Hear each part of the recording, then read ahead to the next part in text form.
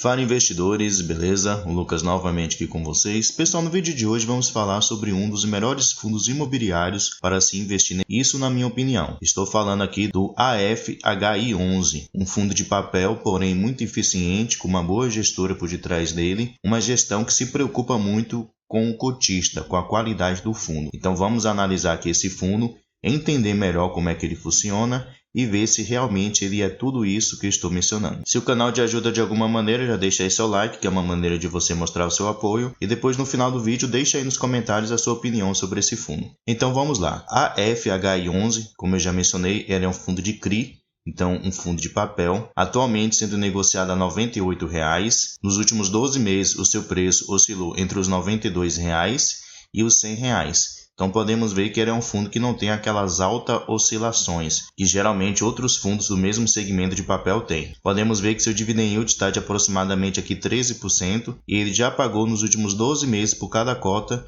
um valor de R$ 12,68 por cada cota, então um bom rendimento. Também podemos ver que nos últimos 12 meses ele está com uma valorização de aproximadamente 3%. Se pegarmos o seu gráfico maior aqui dos últimos tempos, podemos ver que ele é um fundo que teve início lá no mês 4 de 2021 e, como eu já mencionei, ele não tem aquelas grandes oscilações como geralmente os fundos de papel ele tem. Apesar de ter passado aqui por épocas de CDI maior e IPCA menor, notamos que ele não é um fundo que se oscila bastante. De certa maneira, isso é um ponto positivo, né? Melhor do que aquelas grandes oscilações de alguns fundos de papel. Descendo aqui podemos ver o seguinte, que seu preço justo é os R$ 96,03, porém como vimos aqui em cima está custando R$ 98,00. Então ele está um pouco acima do que seria o seu preço justo. Seu P sobre VP está de 1,02. Isso quer dizer que está 2% mais caro do que seria o seu preço justo. Como eu sempre menciono, independente do fundo, não é aconselhável você comprar fundos imobiliários de papel que mexem com dívidas acima do seu preço justo, no caso acima do seu P sobre VP. Então se você se interessar em comprar esse fundo, seria melhor você esperar um pouquinho mais a sua cotação cair. Podemos ver que ele tem um patrimônio aqui de 321 milhões de reais, tem um caixa de 15 milhões e está chegando próximo aqui aos 28 mil cotistas. Além disso, ele tem uma liquidez média diária de 900 mil reais. Então apesar de não passar de 1 milhão, mas essa liquidez aí você não vai ter dificuldade na hora de comprar e de vender. Aqui podemos ver que ele anunciou seus rendimentos na última segunda-feira, dia 15/1, que ele vai pagar aqui no dia 22/1, R$ 1 por cada cota. Isso vai corresponder a um rendimento no mês de 1%. E aqui embaixo a gente pode ver o seu histórico de pagamentos em dividendos desde que esse fundo ele começou. Por ser o fundo de papel, tem essa oscilação, né, nos seus rendimentos. Porém, podemos ver que nesse ano de 2023, nesse último ano de 2023, ele não oscilou bastante como outros fundos que sofreram bastante em alguns períodos. Ele continuou pagando aqui de maneira estável. Vamos aqui agora no seu último relatório gerencial conhecer um pouquinho melhor, mais a fundo, sobre esse fundo imobiliário. Aqui podemos ver qual é o objetivo desse fundo. Ele menciona que é buscar rendimentos e ganho de capital através dos investimentos majoritariamente em CRIs. A sua gestão é feita pela AF Invest, que é uma excelente gestora de fundos imobiliários. Como eu já mencionei, ele teve início lá no mês 4 de 2021. Ele cobra aqui uma taxa de administração de 1% ao ano. Descendo mais um pouquinho aqui, podemos notar o seguinte, que ele não cobra taxa de performance, que também é um ponto bastante positivo. Isso faz com que sobre aí um dinheiro a mais para os cotistas na hora de distribuir os rendimentos. Aqui podemos ver o seu resultado demonstrativo correspondente ao mês de novembro, já que esse relatório do mês de novembro, ainda não temos aqui do mês de dezembro. Ele menciona aqui o seguinte, que ele teve uma receita total de 3,3 milhões de reais que vieram provenientes dos juros dos seus CRIs, também da sua correção monetária, negociações de CRIs que ele realizou com ganho de capital e também rendimentos de fundos imobiliários que ele investe. Além disso, ele também recebeu aqui 94 mil reais da renda fixa. Ele teve despesas que somaram o valor aqui de 310 mil reais. Então, se pegarmos a sua receita bruta, que foi de 3,3 milhões de reais, e diminuímos pela sua despesa, que foi de 310 mil reais, ele teve um resultado líquido no final do mês de novembro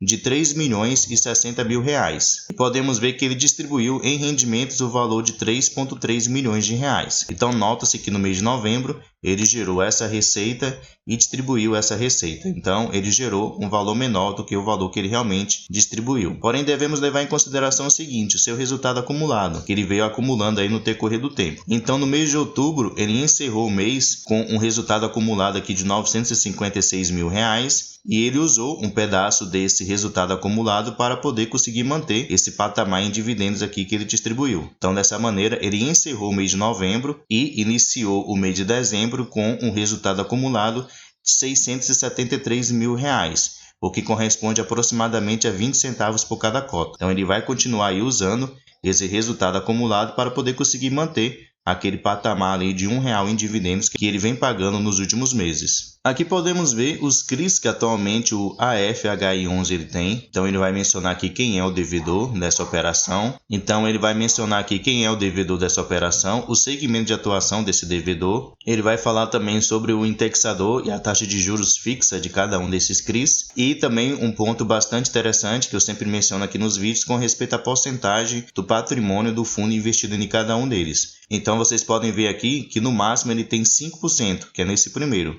Todo o resto aqui é inferior a 5%. Essa diversificação que o fundo ele procura fazer diminui bastante os riscos. Mesmo que ele sofra aí um eventual calote de alguns dos seus devedores, mas por ele ter posições pequenas do seu patrimônio investido nele, isso vai ter um impacto muito pequeno na sua receita mensal. Então, quanto mais diversificado o fundo ele for, melhor, porque isso traz uma maior segurança. Isso traz uma maior estabilidade. Então aqui vocês podem conferir todos os CRIs que atualmente o AFHI11 ele tem. Aqui ele menciona também algumas movimentações que ele realizou no mês, alguns CRIs que ele vendeu, que foram 3, e 2 compras de CRIs que ele realizou. Geralmente ele faz essa venda de CRI com ganho de capital. E ele faz isso muito bem. Geralmente, se vocês pegar o relatório gerencial dele, praticamente todo mês ele vai estar realizando a venda de CRIs. E aqui embaixo vocês podem ver algumas informações sobre as operações adquiridas desses 2 CRIs que ele fez. Então ele vai falar aqui quem é o devedor, qual foi o valor emprestado, a qual indexador esse CRI foi contratado, também a taxa de juros.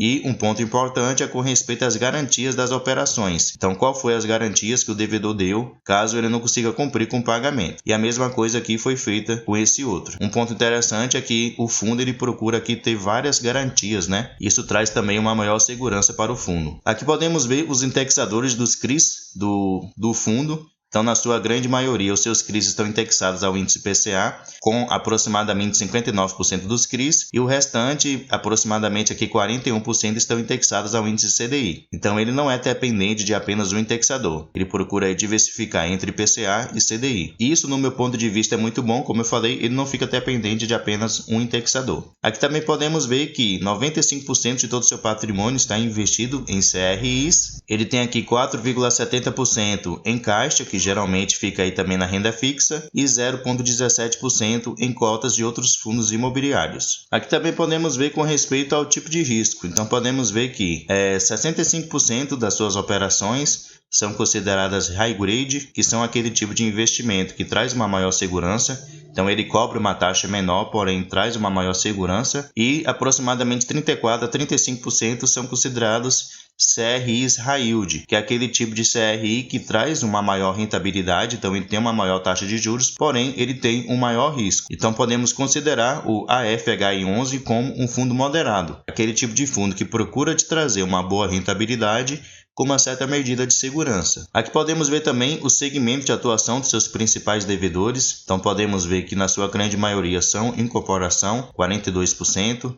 Ele tem aqui também do setor de varejo, com aproximadamente 19% a 20%, logístico, loteamento, shopping, lajes corporativas, transporte, agronegócio, equity e varejo. Então ele procura diversificar, apesar de ele ter uma maior posição aqui no segmento de incorporação com 42%. Aqui seria construtoras, pessoal. Incorporação tem a ver com construção. Ele menciona aqui também sobre a série dos seus CRIs. Na sua grande maioria é de série única, tem a série também mezanino, a júnior e a sênior. E aqui por final, se for do interesse de vocês, ele tem um resumo aqui de todas as operações CRIs que ele tem atualmente. Então ele vai mostrar aqui qual o tipo de risco de cada um deles. Ele vai mencionar aqui se é high yield ou se é high grade. Ele vai falar também quem é o devedor, as garantias que foram dadas, as taxas de cada um deles. Então o fundo ele se preocupa muito em ser totalmente transparente com os cotistas, trazendo assim boas informações para que você saiba exatamente no que você está investindo e saiba avaliar se realmente vale a pena investir nele ou não. Como eu mencionei, ele é um fundo que se preocupa muito em usar bem o dinheiro do cotista, então tem feito aí um bom trabalho desde a época que ele começou, lá em abril de 2021 para cá. É um fundo que vem fazendo seu nome no decorrer do tempo e creio eu que vai se desempenhar muito bem nesse ano de 2024. Mas deixa aí na opinião de vocês,